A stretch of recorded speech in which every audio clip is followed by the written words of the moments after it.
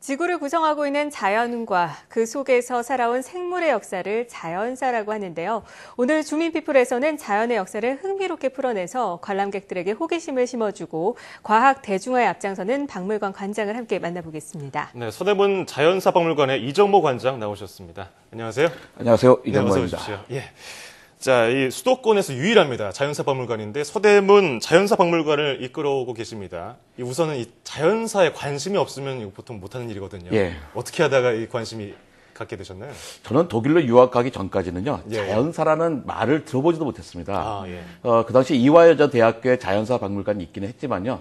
제가 대학에 다니던 그 80년대에는 이화여대는 남학생이 들어갈 수 있는 곳이 아니었거든요. 네네. 근데 독일에 가니까 자연사란 말을 아주 자주 듣게 되었어요. 강의나 세미나 시간에도 알렉산더 폰 훔볼트나 찰스 다윈의 이야기가 꼭 나왔죠. 예. 마침 제가 공부하던 독일 본대학교에는 옛 국회의사당을 개조한 커다란 자연사 박물관이 있었고요.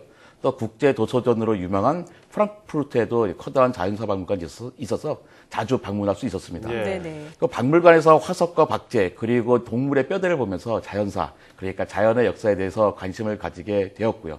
지도 교수님의 그 관건에 의해서 찰스 다윈의 종의 기원을 읽게 되었거든요. 예, 그러면서 자연 선택에 의한 진화에 대해 흥미를 갖고 더욱 열심히 공부하게 되었습니다. 네, 직접 자연사 박물관을 접하게 되면서 더 호기심이 많아지셨던 거군요. 예. 네, 그렇다면 지금 자연사 박물관에서 관장으로 일을 하시면서 직접 관람객들에게 설명까지 하신다고 들었어요. 예. 관람객들 반응이 어떻습니까? 좋습니다.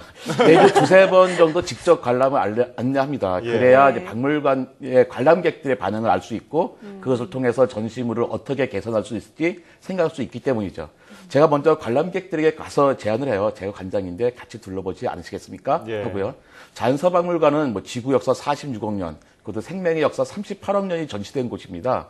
내용이 아주 방대하기 때문에 설명 없이 들으면 주마간선이 될 수밖에 없습니다. 그러니까 설명할 때 관람객들의 반응에 따라서 설명 시간이 40분에서 2시간 정도 왔다 갔다 하는데요. 처음에는 좀 어색해 하시다가도 10분 정도 지나면 질문을 적극적으로 하십니다. 아이들보다는 엄마 아빠들이 더 많이 물어보시고요.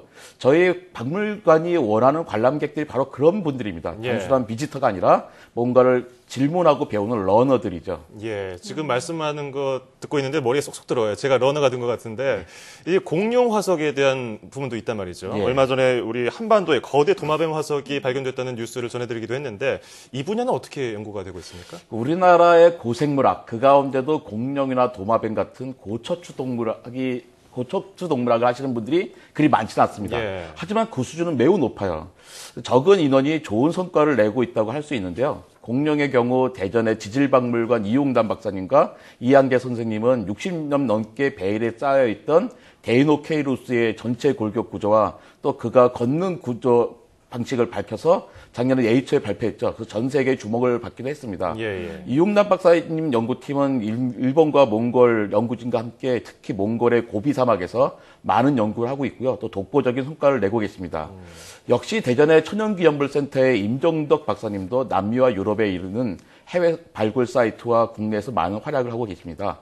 전남대학에는 공룡연구센터가 있습니다. 이번에 발견된 한반도의 거대 파충류도 이 연구소의 젊은 박사과정 연구원인 박진영 씨가 일궈낸 쾌거라고 할 수 있죠. 예. 아마 고생물학만큼 어린이와 청소년들의 관심을 이끌어내면서도 정작 연구자들이 얼마 되지 않고 지원도 거의 없는 분야는 또 없을 겁니다.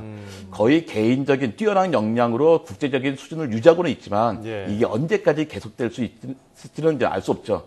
더욱더 많은 연구자가 늘어나야 되고 또 지원이 필요할 것 같습니다. 예. 네.